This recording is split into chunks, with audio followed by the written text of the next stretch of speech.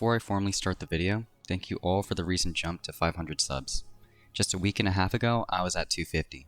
You guys are amazing, and reading and responding to all the comments makes my day. Saw dudes. After getting and reviewing Wicked Implement, I got to work build crafting and landed on Stasis Warlocks. In my review, I mentioned that this gun synergizes extremely well with the aspect Ice Flare Bolts, which states that shattering a frozen target sends out seekers that track to nearby targets and freeze them. Because Wicked Implement can freeze enemies without the need to kill another, we can take advantage of this and freeze massive groups just by landing a few shots on a major. To take this a step further, I leveraged the Bleak Watcher turrets with Osmiomancy Gloves in order to slow any stragglers that may remain. Osmiomancy Gloves grants another charge of a Coldsnap Grenade, and grants grenade energy for each hit. With that being said, let's get started. When it comes to our super, there's only one choice that we have, that being Winter's Wrath. I will say that it is an ad clear super and can only do decent damage to majors rather than bosses. It can be used as a panic button in a pinch, but other than that, it's only alright. For our class ability, I chose to use Healing Rift. While we will be operating from long range and in general safety, the healing and overshield provided by this ability is invaluable in higher level activities. Like our super, we only have one choice for our melee ability, that being Penumbral Blast. This ability releases a Stasis Orb 4 that instantly freezes targets, and is actually quite useful for shutting down aggressive enemies that can rush down. Like I already mentioned, we will be using Coldsnap Grenades, which spawn seekers that freeze enemies. With the two charges provided by Osmiomancy Gloves, we will be converting some of these into turrets for area denial and crowd control. As for the aspects, I chose to use Ice Flare Bolt and Bleak Watcher. Ice Flare Bolt causes freezing seekers to spawn after shattering a frozen target. This covers more area and lets us freeze crowds more easily. Bleak Watcher allows us to convert our grenades into stasis turrets that fire slowing rounds at enemies. These turrets will help us keep all enemies slowed and lower the amount of enemy fire that we have to face at close range. When we look at the fragments, I ran Whisper of Rending, Durance, Refraction, and Torment. Rending increases the damage of Wicked Implement against frozen targets by 40%, which is helpful in Legend Nightfalls and above. Durance increases the duration of our slow inflicted on enemies, and increases the duration of our Bleak Watcher turrets. Refraction grants us Rift Energy upon killing a slowed or frozen enemy. Finally, Whisper of Torment grants us chunks of grenade energy every time we receive an instance of damage, with a 1 second cooldown between activations. Each time we receive damage, no matter the amount, we get a 4% grenade energy bump, increased to 16.7% when in critical health.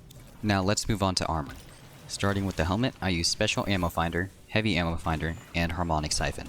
Any of the Ammo Finder mods can be switched for another siphon. On Osmiomancy Gloves, I slotted Grenade Kickstart, Impact Induction, and Bolstering Detonation.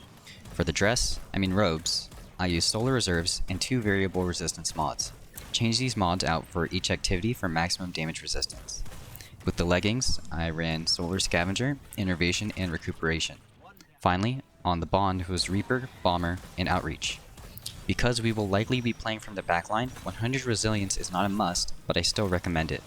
The stats you should focus on are Discipline and Recovery besides that. Today's build features 2 weapon loadouts. Both were tested thoroughly, as you can see in the background, and one is not better than the other, as it boils down to playstyle and preference. Of course, both loadouts will be featured with Wicked Implement in the kinetic slot. Weapon loadout 1 goes all in on defense. I use Lubraid's Ruin in the energy slot and Apex Predator in the heavy slot.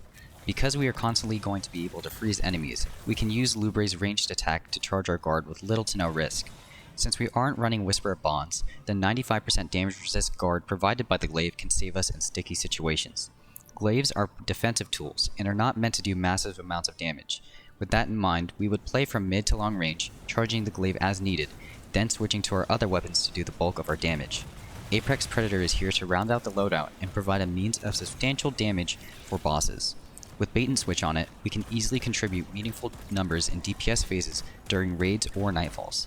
Weapon loadout 2 trades some safety for more ad clear and maneuverability.